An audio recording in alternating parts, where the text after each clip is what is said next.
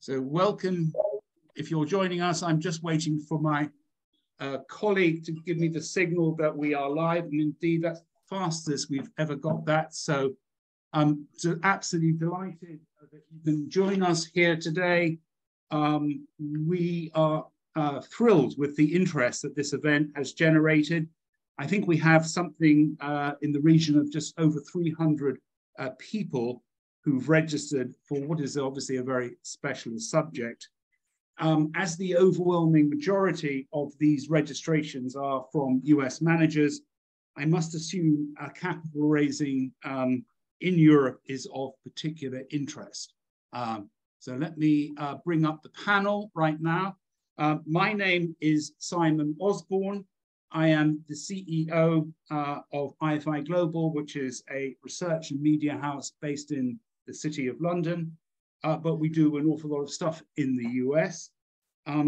We have 4 monthly publications, including one that specializes in topics US managers should look at, focus upon when they are going either offshore or coming to Europe. And our view is very much that every fund is different, and every situation that a fund will find itself in will be to a certain extent different too. So it isn't always a good idea to copy what someone else has done when you are expanding outside the US and going international. And as I said, at another event we did with the Korean last year, it is in fact easier to change your life partner than your AFIM, service provider, or domicile. So it is really worthwhile putting in some time and effort to make sure you get it right from the word go.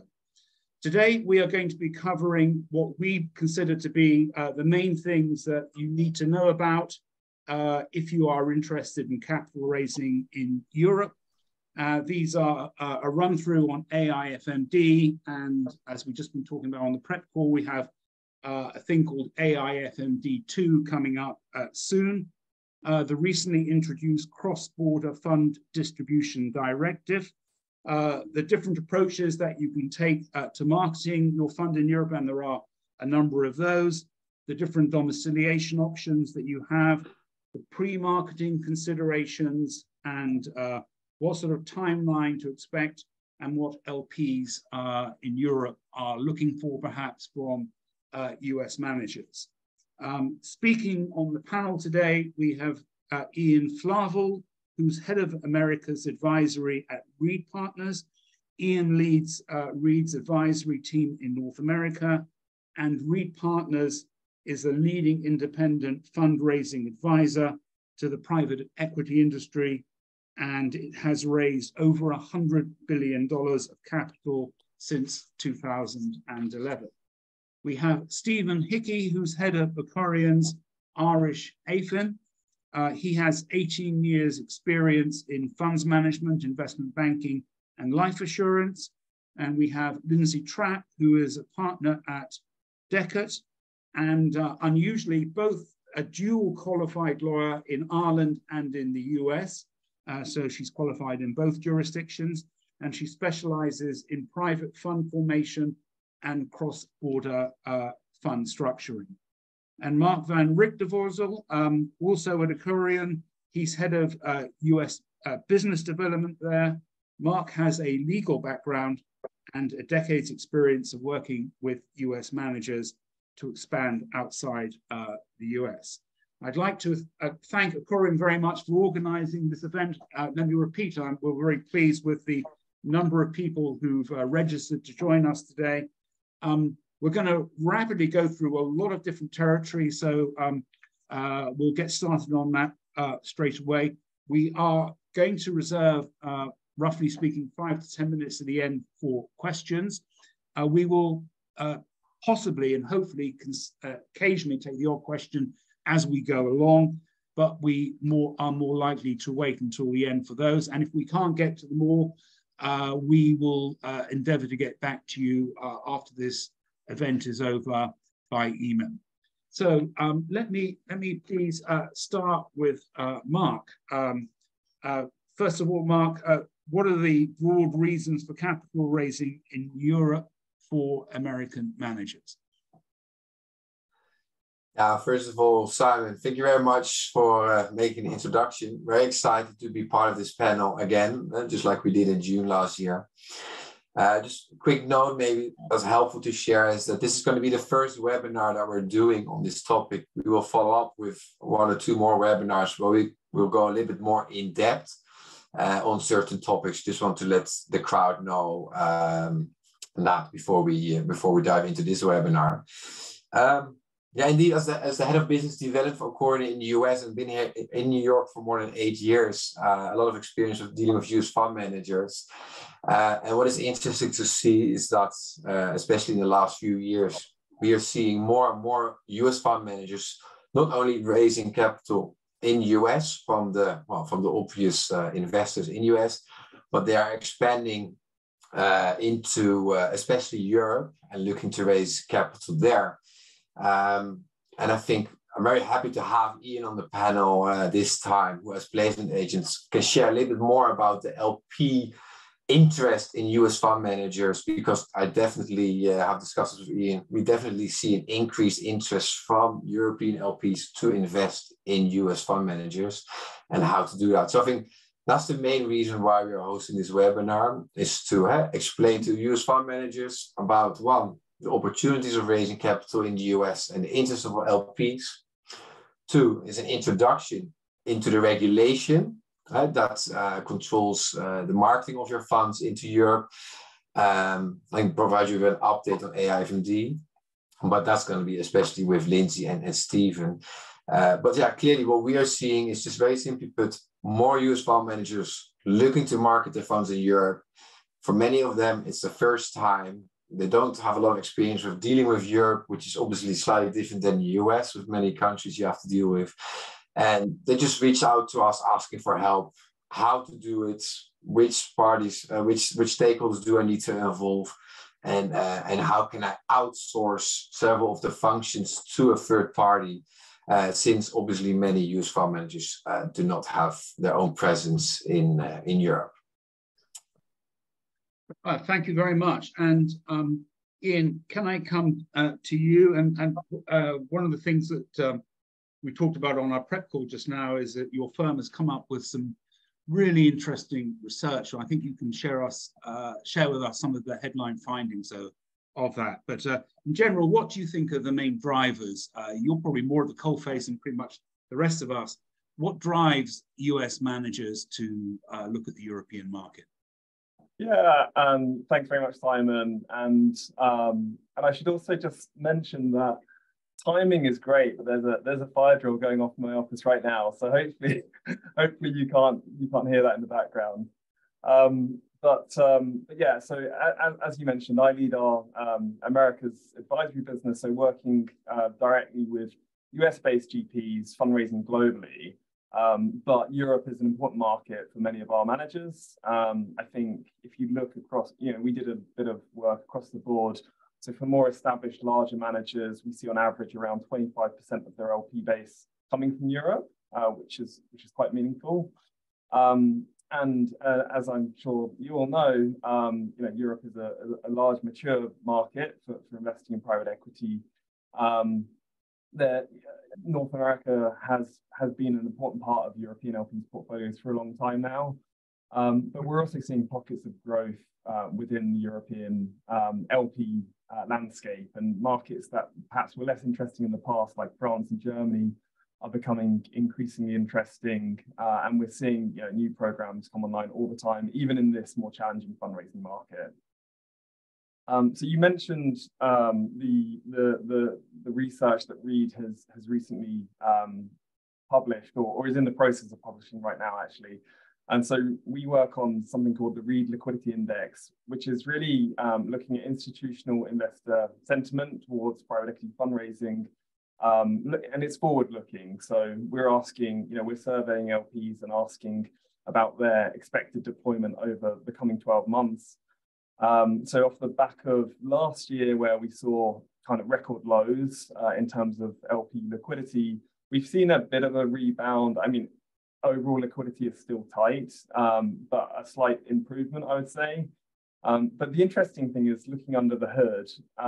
If you're looking regionally, we're seeing European LPs having the most liquidity of any region globally, and much of that appetite is pointed towards North American managers. And so I think that's just an interesting way of setting the scene and the context for this discussion. Within that, we also ask investors kind of what strategies they're focused on and where they're interested in adding. From our side, we're seeing a lot of demand for, buyout continues to be interesting, particularly lower mid-market and mid-market buyout. Increasing focus on credit as well, infrastructure and real assets as being kind of the more interesting areas for LPs. Happy to share more, and if anyone also wants to see these findings, then please get in touch directly, and I can share the report. Can I just quickly ask you just one question about the capital raising, both on different sides of the pond? In this new challenging interest rate environment, it looks like it's going to go on for some time yet. You see any differences in the way LPs are reacting on either side of the pond or not? Or is it pretty much the same everywhere? I would say it's hard to generalize, because even within Europe, you're seeing different, you're seeing different focus areas for LPs in different geographies, and I guess Swiss family offices are thinking about things differently to Swedish pension funds, for example. So it's hard to generalize. I think in general, we are seeing a focus towards certain sectors that are perceived as being more steady and stable. So healthcare is being a big theme right now. I'd say tech and growth-oriented tech is, while there is still some appetite, I'd say it's a lot less than it was a year ago, and I'd say that's the same on both sides of the Atlantic.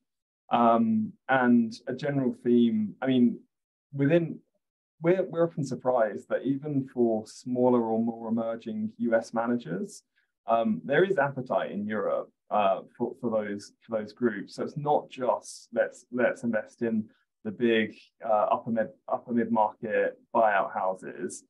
There is also appetite for more emerging groups, and a feeling that in this environment there's interesting talent that is looking to raise funds, and now's quite an exciting opportunity. Thank you. Okay, we're going to turn to the many joys of AIFMD. Lindsay, correct me if I'm wrong here. I was just thinking about this. It must be 10 years old. Maybe we're celebrating the first decade of AIFMD. It's probably transformed Luxembourg and Dublin more than anything else, any other measure, certainly in the fund industry. When you look at the number of people who are indirectly or directly working in those two jurisdictions because of the directive, it's very substantial indeed, added to probably in part because of Brexit. So perhaps you could give us a sort of intro to the AIFM directive, but also, as we touched upon in the prep call, we've got this thing called AIFMD2, which has been talked about now for a very long time. And I've been talking about it for so long, I've almost forgotten about it. It hasn't yet appeared. And then we've got this other thing that came along in 2021, which is the cross-border fund distribution directive. So a lot of regulatory fun to be had for any manager coming to Europe. So over to you. Yes, absolutely. So AIFMD is just one of the probably 100 million acronyms that European legislation likes to go under. So AIFMD, the easiest way to think of it is that it is Europe's version of the Advisors Act. It has a couple of additional bits that might more likely compare to the 40 Act, but overall the focus was on the overall regulation of managers within Europe. So after the financial crisis, the original publication was in 2009 and it came into law in 2011. AIFMD is meant to cover European domiciled managers, but also managers that are outside of Europe that are managing either European AIFs or want to sell non-European AIFs into the union. So the applicable thresholds here, just so that you're aware, if you are a manager of funds that are not UCITS, so that's a key component there, AIFs are not UCITS. You have to have assets under management of over 100 million. Or there's a slightly higher threshold if all of the funds that you manage are unlevered and don't provide redemption prior to 5 years. So there are some small exemptions from this. Also, funds of one don't count. But it is generally best to kind of, unless you are very sure that you're going to be managing a very, very small AIF, to just think about this in the context of we're going to probably need to have an AIFM of some sort in relation to that fund. So as I said, there are EU AIFMs and there are non-EEA AIFMs. US domiciled managers are capable of being an AIFM to a European AIF or to a non-EEA AIF that is sold into the union.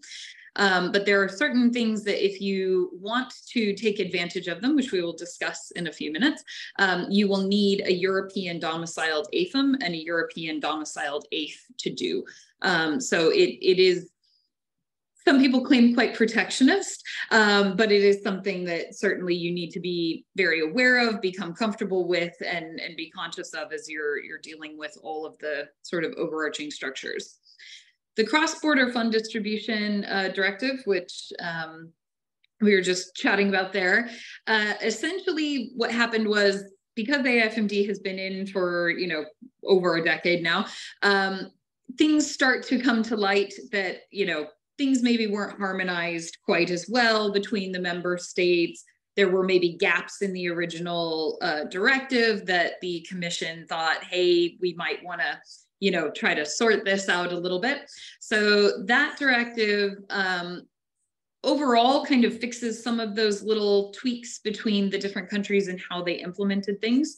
But its key provision that it brought in was a concept called pre-marketing. So that's essentially if you are providing information in relation to a strategy for an AIF that has not yet been established. So that becomes kind of this nexus of things that you want to consider and think about as you are making your marketing decisions, and we'll discuss those a little bit more. But essentially what you have to do is, if you want to go into a particular country and start talking about your strategy, you're going to need to make a notification to the local regulator that you are engaged in what is called pre-marketing.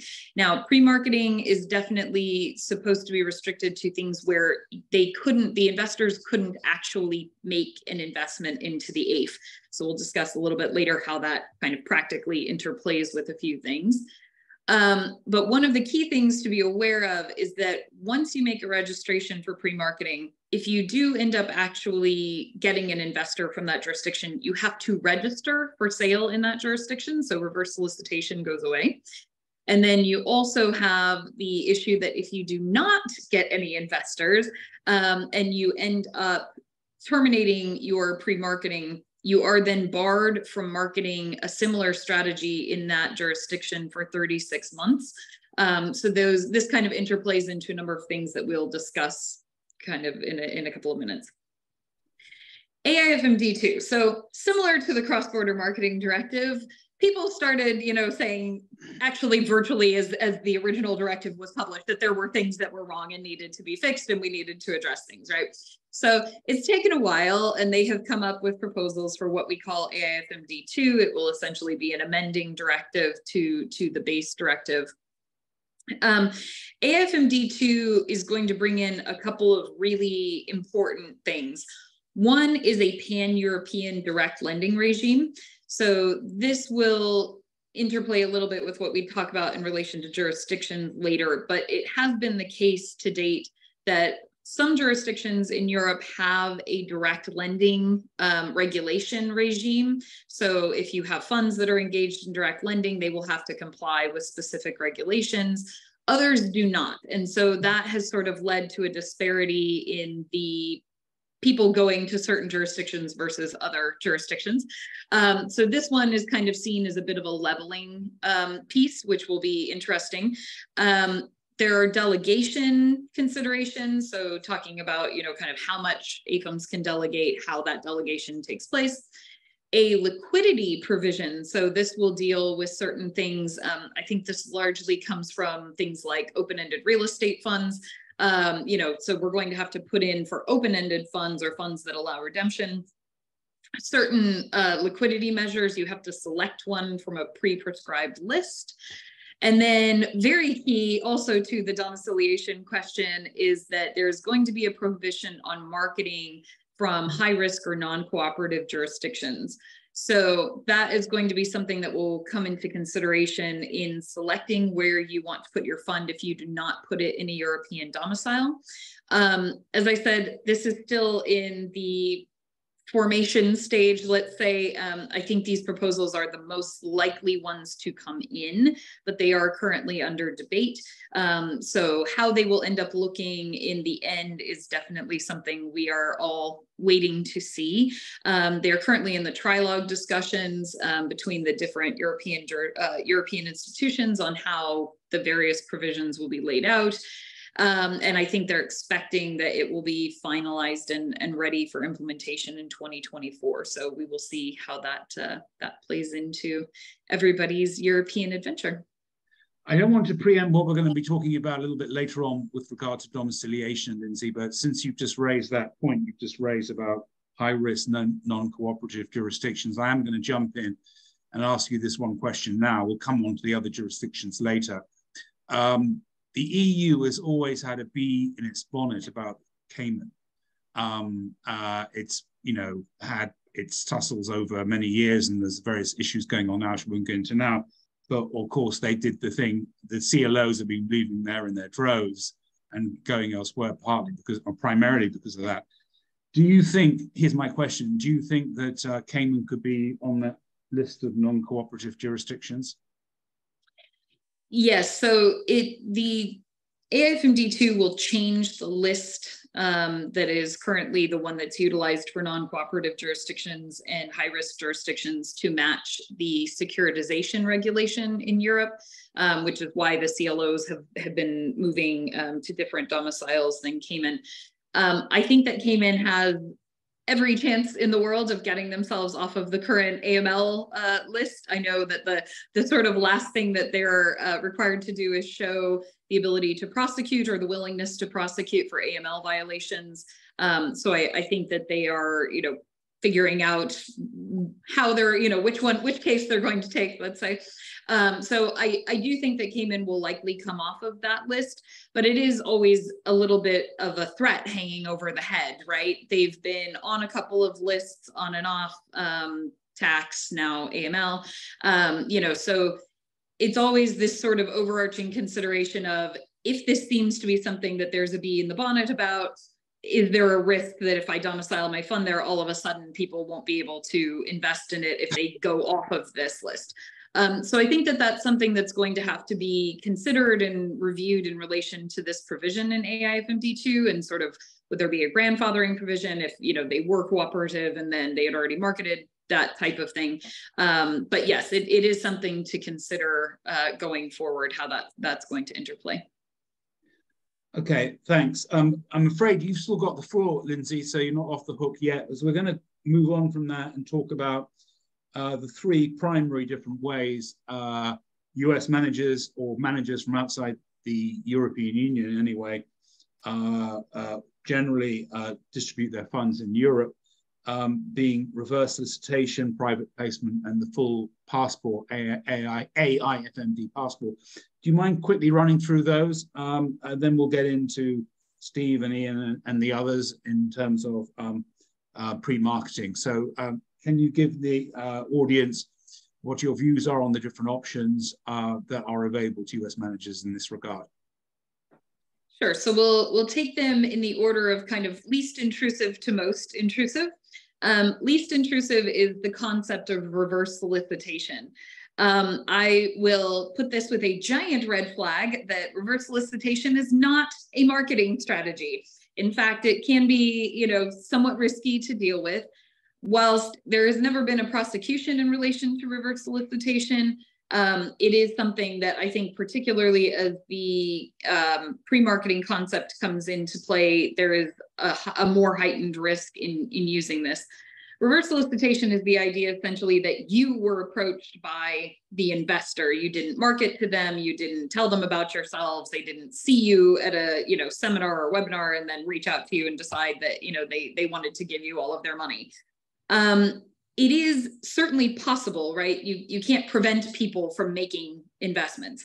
But the question comes down to documentation and making sure that it was truly a good reverse solicitation.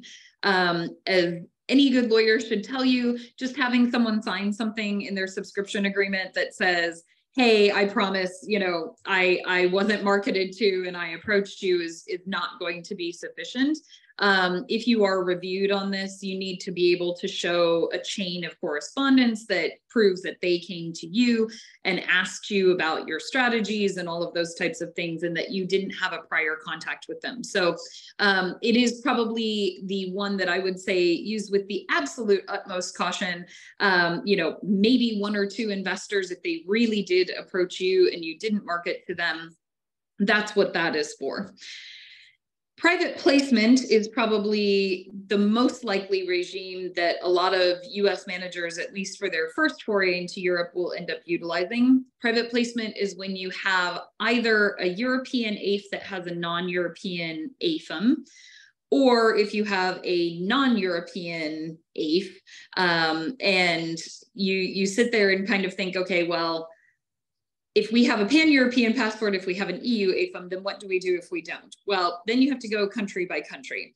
Each country has its own regime for private placement. Some of them are very easy. Some of them are virtually impossible. And many of them are nice, kind of sitting in the middle. And there's, a few things that you'll have to do and deal with. But as a general rule, unless you have significant interest from a lot of different countries, it tends to, make sense to narrow your first kind of one or two funds down and then select those few and go into those where with a either light or moderate regime to use private placement. Last one is full AIFMD passport. So the full AIFMD passport followed the basically background of the UCITS directive, which allowed managers that were based in Europe that had UCITS to market their funds all over the EU.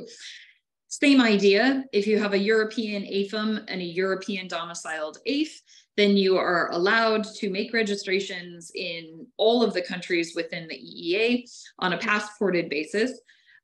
This is quite an easy process. You just notify the home member state of the AIFM and tell them, hey, by the way, we're going to market our fund in the Netherlands, or we're going to market our fund in Germany. And they send a notification to the host state regulator. And then, within a month or so, you are able to just go through and market to any professional investor, which is a defined term under AIFMD, sort of similar to qualified purchaser in the US, although slightly higher threshold. And you're able to then market to any of them without having to be conscious of any kind of local private placement regimes. So it is probably the most facilitative, but it does require you to have a European domiciled AIFM and a European domiciled AIF, which of course is something that you need to consider how much interest you really have from Europe before you start undertaking those costs.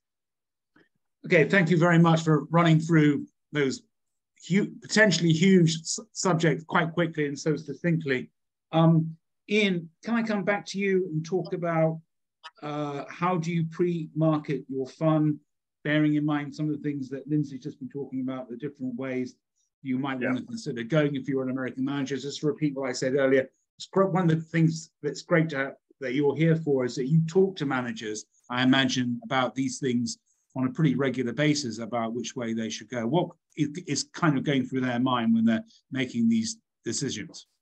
Yeah, no, and I totally agree with everything that Lindsay just said. I think, and just to add, what we typically see, often the sort of trajectory that US managers go is they start by, perhaps they receive a few reverse solicitations, they're not doing any proactive marketing in Europe, and end up with a couple of European LPs in their fund. Maybe over time, they're seeing more appetite from Europe, and so they go the private placement regime. They work out which jurisdictions they want to focus on.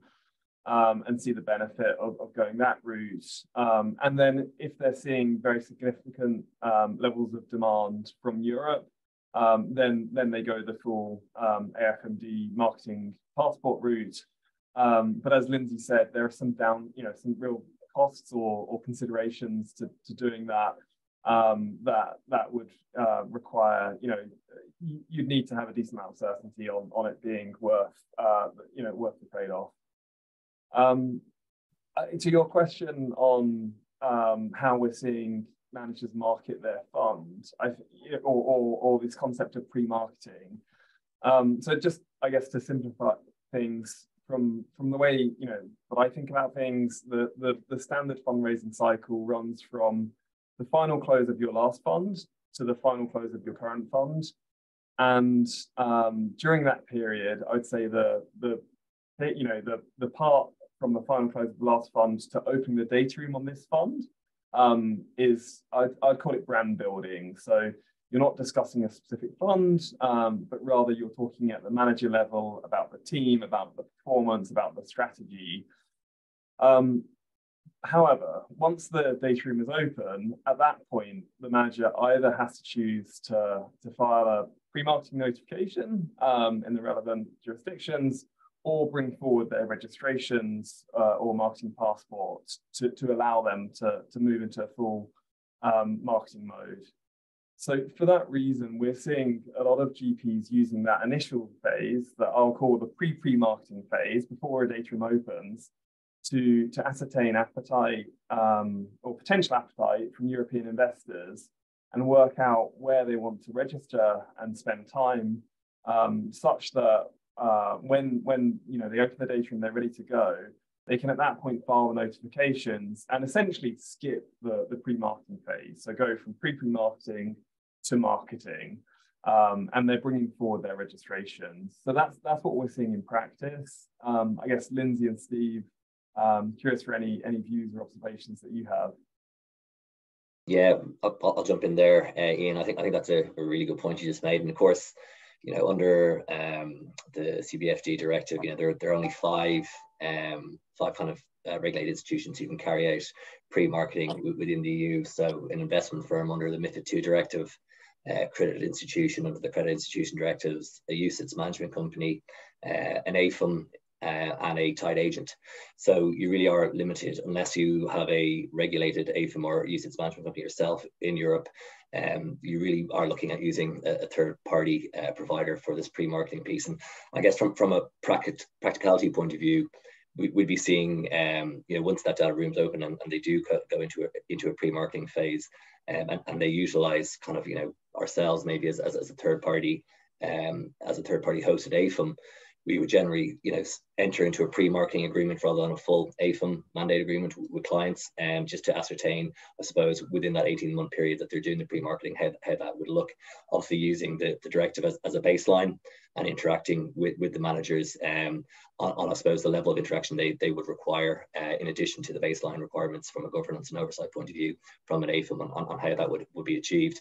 I don't know, Lindsay, you've probably seen quite a bit of this as well on your side. I don't know what your thoughts are. Yeah, it's certainly something that I tend to see people probably just jump to private placement sooner than actually going through the pre-marketing phase. One of the things to highlight, while the cross-border directive applies only to European managers, what's ended up happening is that because there was kind of this vague reference to member states can, make their own decisions essentially on non-EEA managers. They don't want to disadvantage their own and make them do pre-marketing. So what they've done is actually applied the rules to non-EEA AIFMs and non-EEA AIFs. So just to be aware that that's kind of how this is getting in around the offshore folks. But that doesn't mean that it's every single jurisdiction. So certainly think about that as well. But yeah, I mean, it's something that, fundraising can be a very interesting process. And so I think that, it really depends on where that manager is in their cycle of marketing into Europe. Some folks already have people that are, they already have sold to in prior funds or that they've talked to before. And so it isn't really too much of a stretch to kind of just say, okay, well, we'll, jump into registration or we'll jump into having our AFM and not worry about the pre-marketing thing. I really think that piece about being barred from selling for 36 months for a similar strategy, if you don't actually sell in a specific jurisdiction, really affects people, and they take that to heart, because why would you want to limit yourself if, maybe one fund that you thought was going to be great for a certain jurisdiction turned out maybe not so much to be, and then you can't even really tweak it to try and do that. So I think that's been one of the things that people consider quite a lot in making that determination. Lindsay, just on that, I suppose a question I'd have is when you say similar strategy, how similar does it have to be to be barred? So there's not specific guidance on that, but I think you would probably have to consider, is this a completely different strategy? Have we gone from, a PE fund to an open-ended fund? Or is this, something that we've basically got, let's say, unlevered and levered, those two strategies, that's probably going to be too similar and get caught. Before we go on, can I just say, I've just looked at the questions. We've got 3 great questions. We'll try and save time to answer them at the end. Please do keep your questions coming. We will do our best to answer them all before we finish today. As I said earlier, if we can't do that, then we'll get back to you by email. But can we switch now to a subject which has generated a lot of excitement, argument, debate over a very long period of time, the fund domiciliation. We've already touched upon it to a certain extent when Lindsay made a comment earlier on with regard to non-cooperative jurisdictions and the threat of that, and we touched upon Cayman. But let's talk about domiciliation. Let's just step back a bit and talk about it from the broader sense. That must be one of the starting things that any US manager coming to Europe considers almost before anything else. And that comes back to some of the things you've been talking about, whether they go down the private placement route, the full passport route, or whatever, the reverse solicitation, or whatever it may be. Lindsay, again, over to you, just to kick the ball off, and then we'll get into the nitty gritty. And Steve, we're going to come to you for Dublin and also Luxembourg and other jurisdictions. Can you give us the 10,000 or 100,000 feet in the air overview of fund domiciliation for a US manager coming to Europe in the nice, distinct way you ran through the different, options for private placement and the passport, etc.? Absolutely. So as you mentioned, it does largely depend on, have we decided that we want to go the private placement route, or have we decided that we think we need to go full on, EU AIFM, EU AIF, we want a passport, that type of consideration. If we assume that you want to have a full EU AIFM, full EU AIF passport kind of scenario, you can select a fund that's domiciled in any of the European Union jurisdictions. But the two that have been, just over time, the most popular are Luxembourg and Ireland. So between those two, it has definitely been the case that Luxembourg has been more the winner in the context of AIFMD. That is, somewhat due to kind of when AIFMD came in, they were quite pragmatic about altering fund structures and sort of focusing down that route. Ireland has completely fantastic fund structures and equally is easy enough, but there is kind of a big difference in that Irish funds, virtually all, not all, but virtually all are regulated structures. And notwithstanding it is pretty light touch regulation, Luxembourg, most of their structures are not regulated. They're AIFMD compliant, so they get the passport and they comply with the directive, but they're not required to be separately authorized or ongoing regulation from the CSSF. It ended up that Luxembourg was kind of in that position, mainly with private equity, private credit. As I mentioned before, AIFMD2 is bringing in a direct lending regime. Luxembourg is one of those lucky jurisdictions that currently does not have a regime around that. Ireland does. So that has been something that I think, you know, once that comes in, might level the playing field a little bit. Luxembourg, I think at this point, largely if you've heard about it, people have probably said something about doing something in Luxembourg, but I wouldn't necessarily take that as gospel, because there are definitely investor types that prefer having a regulated fund. So certainly in the insurance space, we've seen interest in having a regulated fund. Definitely the open-ended fund structures are far more common to set up. So hedge funds, definitely more common to set up in Ireland. Our structures are really designed for that. And then everything also comes down to, I guess, sort of soft thoughts on how you want to deal with it. So being an American who lived in Ireland for a very long time, I can certainly tell you there's a lot of cultural things that are very similar. So there are definitely considerations for some folks that they prefer to deal with, you know, native English speaking, common law jurisdiction.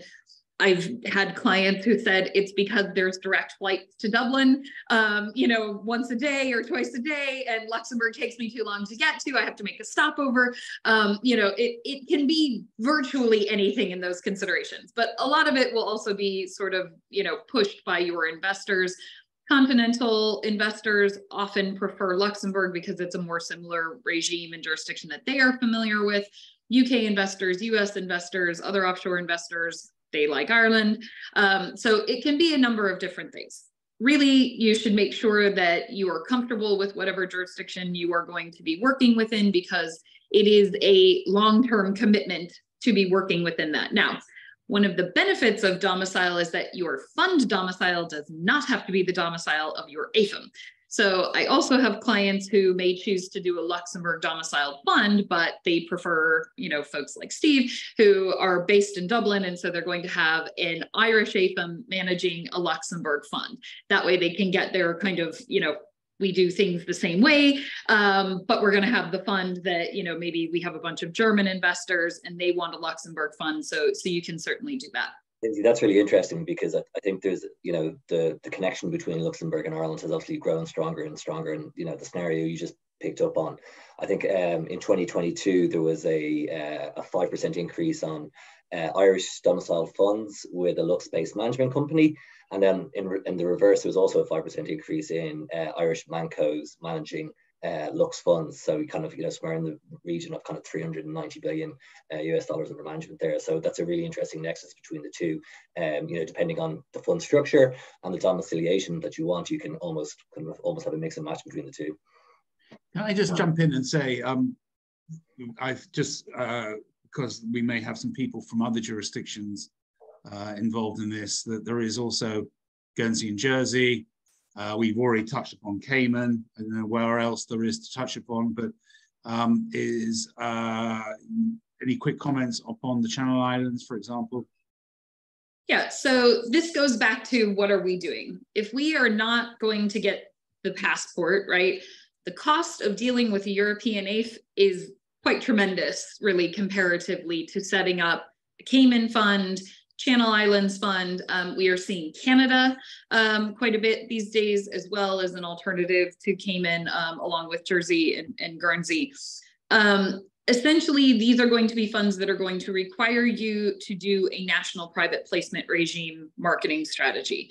So definitely something to consider if you only have maybe, let's say, 1 or 2 or even up to 4 or 5 maybe jurisdictions that you know that that's where you want to go, and you don't need the whole pan-European passport thing. So select one of those. You know, I think we were talking about it before. I certainly have some funds domiciled in Jersey. You know, their regulator is definitely working on, you know, their regime to make sure that that's more facilitative. I think that somewhat has to do with this idea of non-cooperative jurisdictions possibly being banned in the future. They might be looking to maybe nibble at Cayman's, you know, overarching global domination. You know, but things like Cayman and that type of thing still are by far and away the most common for managers to select in my experience. And there are, just to be very fair to the other European domiciles, certainly see a lot of German domiciled funds, France, you're going to really probably want a French domiciled AIF. So, you know, Dublin and Luxembourg are the most common for international. If you're going full passport, if you're not, Cayman, Channel Islands, and now to a certain extent, Canada, and I think Singapore's regime as well is maybe looking to do that as well. Thank you. We've sadly only got 15 minutes left, and I can see we've now got 5 questions, which I'd like to try and get to at least the majority of them. Mark and Steve, can I come back to you for this final bit of our bit of the chat before we go to questions? And Mark, maybe I'll start with you and say, so you've got your advice from Lindsay, you talked to Ian, you talked to your colleagues, your friends, previous people who've done it, you're ready to pull the trigger. So what do you do next? Yeah, thanks, Sam.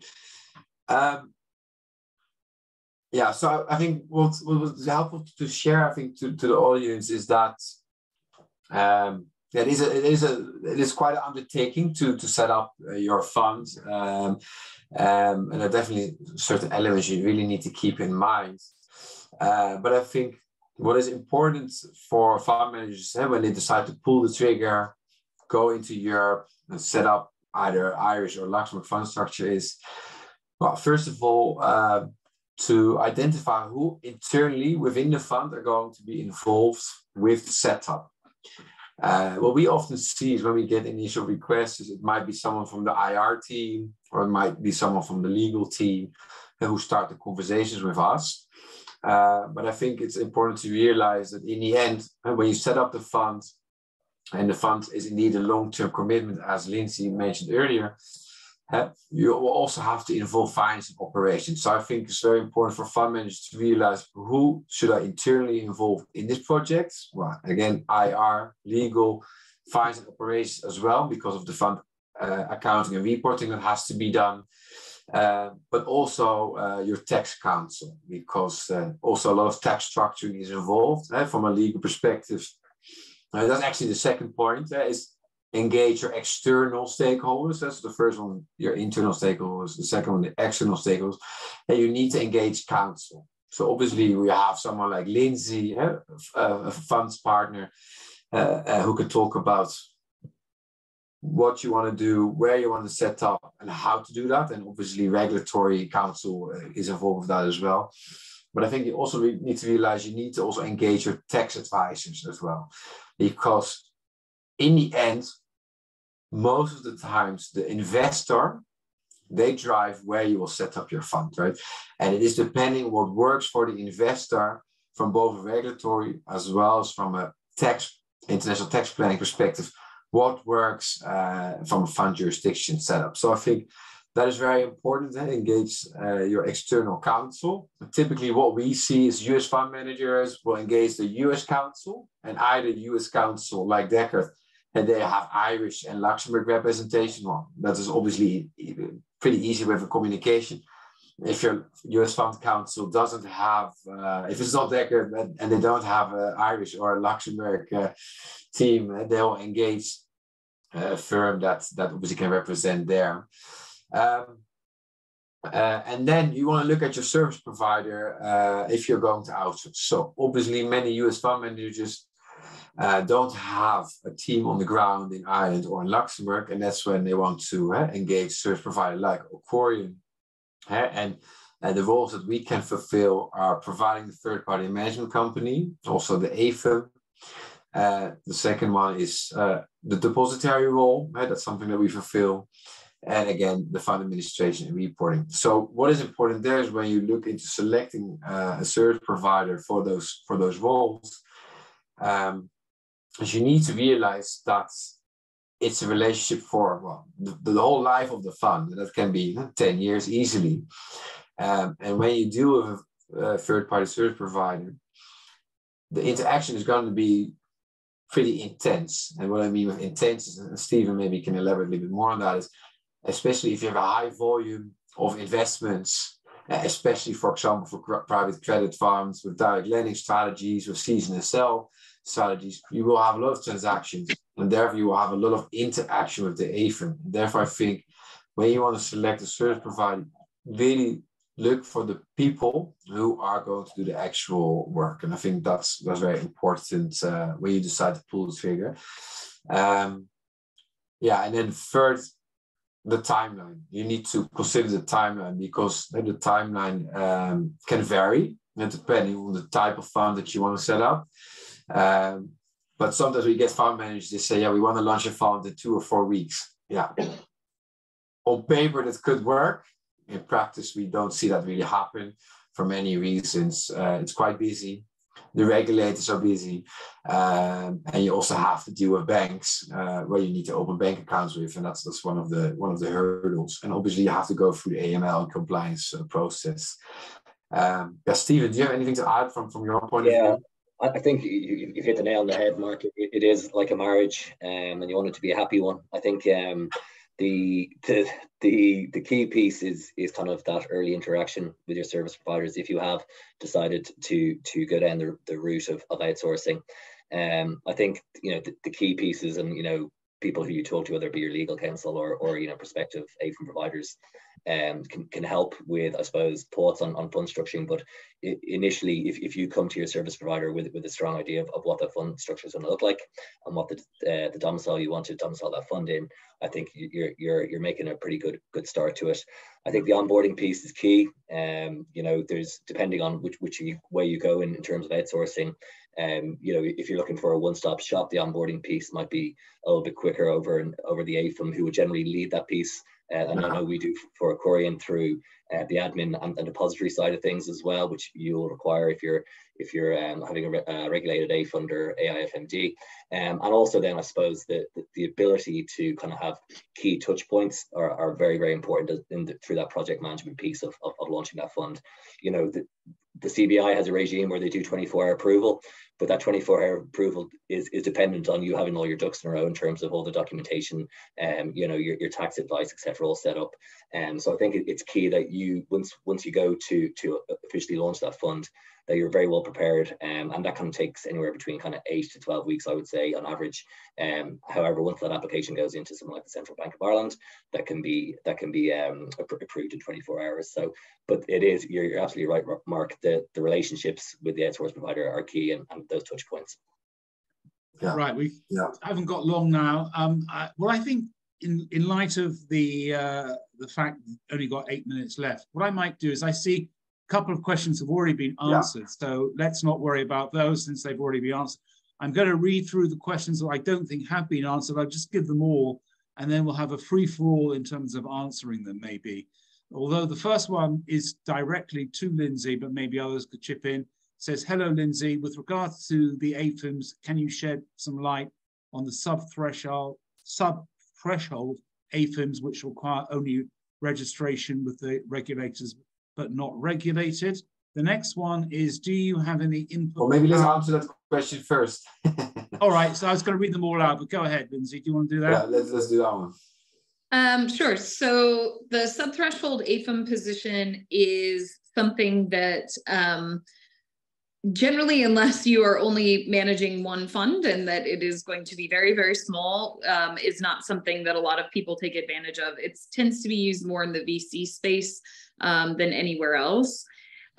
So you have 100 million euro in assets, right? That's the threshold. Unless you have all unlevered strategies that are only allowing redemptions not more frequently than 5 years.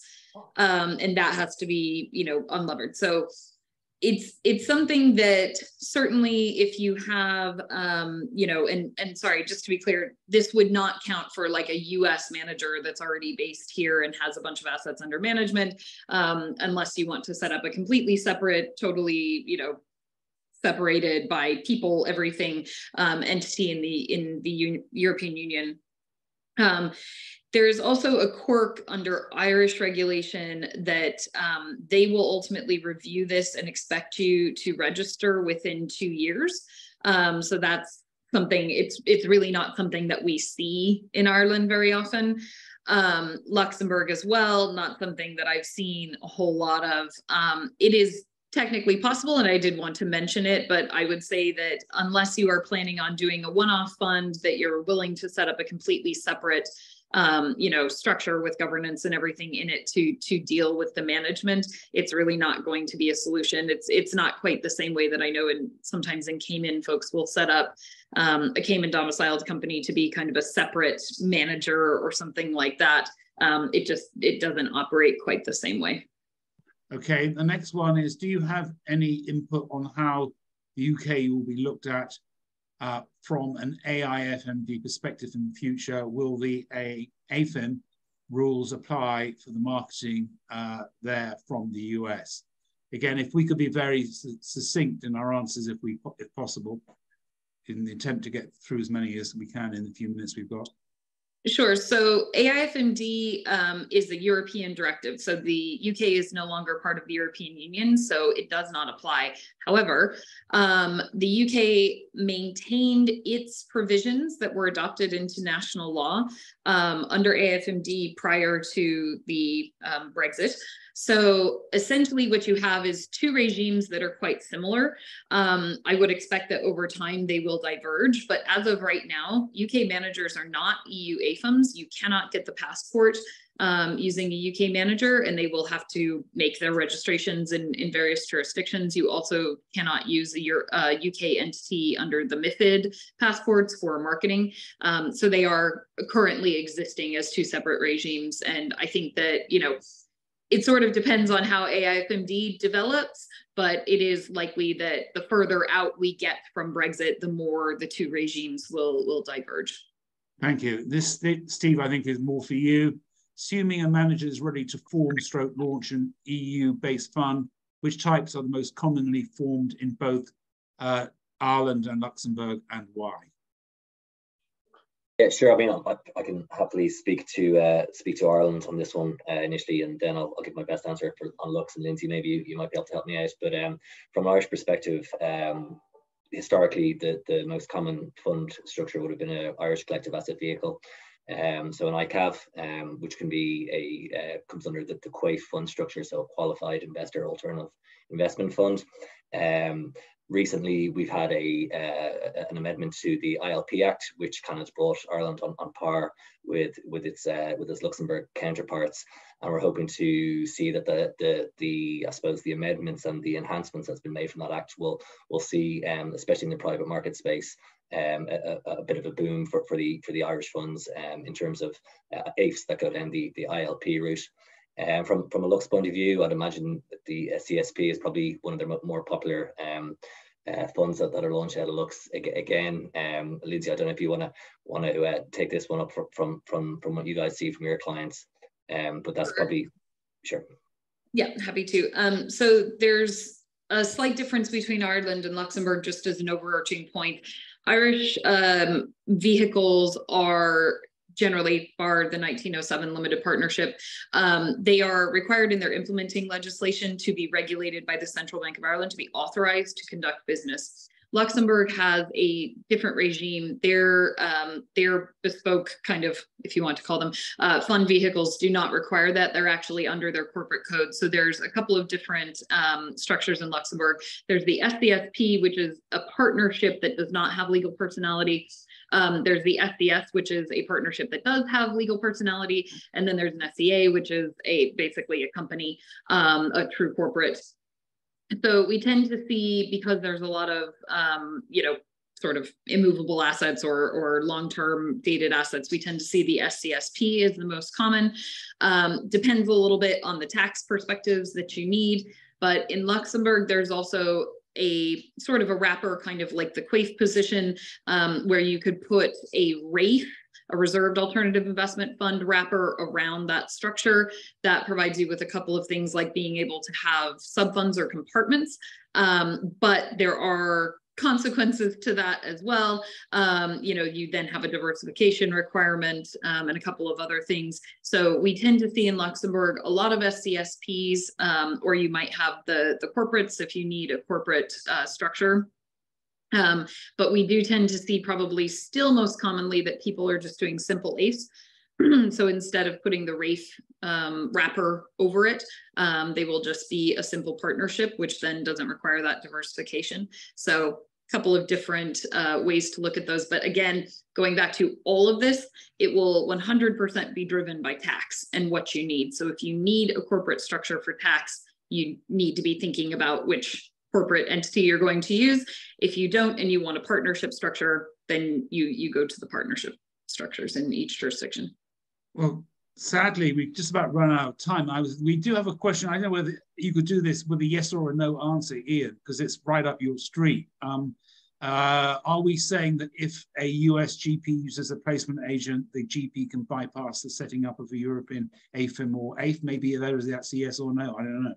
Well, it's more a determination of whether you go the full AIFMD passport route or national private placement regime, rather than whether you're using a placement agent. So many of our clients would go the private placement route and don't need to set up a European AIF and AIFM, but that would be the case whether they're working with us or not.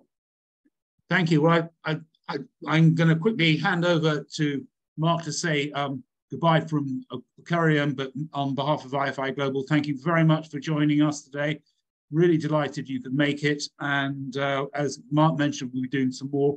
At IFI Global, we have a thing called Selection Intelligence Service, which is designed to complement what Corian and Deckard and the others do, providing independent information on these different choices that you can make. And Mark, over to you. Yeah, no, just thank you, Simon, for moderating. Thank you also to Lindsay and Ian and Stephen for participating in this panel. As a follow-up, Ian and his firm Reed Partners, they have the survey. The results are more or less available. So upon request, the fundraising report 2023 first half of the year can be sent to you by Ian. And I think it's very interesting insights about what LPs are looking for, which strategies they like. Second of all, you will receive a write-up of this webinar. Further follow-up, we will invite you to our following webinar. In that webinar, we are going to focus very much on the role of the AIFM. So Stephen, obviously being the head of AIFM from Ireland, will then more in depth explain what is the role of the AIFM and how do they collaborate with a fund manager. We see a lot of questions about that, and we really want to do a deep dive into that to explain to fund managers how that relationship is and what they can expect. Also, and when they do transactions, when does the AIFM need to be involved? So keep your eyes open for that invitation. And for the rest, any questions or comments, feel free to reach out to any one of us. Happy to follow up. And we're also very happy to organize one-on-one calls to dive a little bit more in depth into your possible needs. And that's it. Again, thank you all speakers. Thank you, Corian. Thank you, everybody, for joining us today. And as Mark said, we're coming back with a vengeance before very long. Have a very good morning or afternoon, wherever you may be in the world, and hopefully see you the next time. Bye-bye, everybody. Thanks so much. Thanks.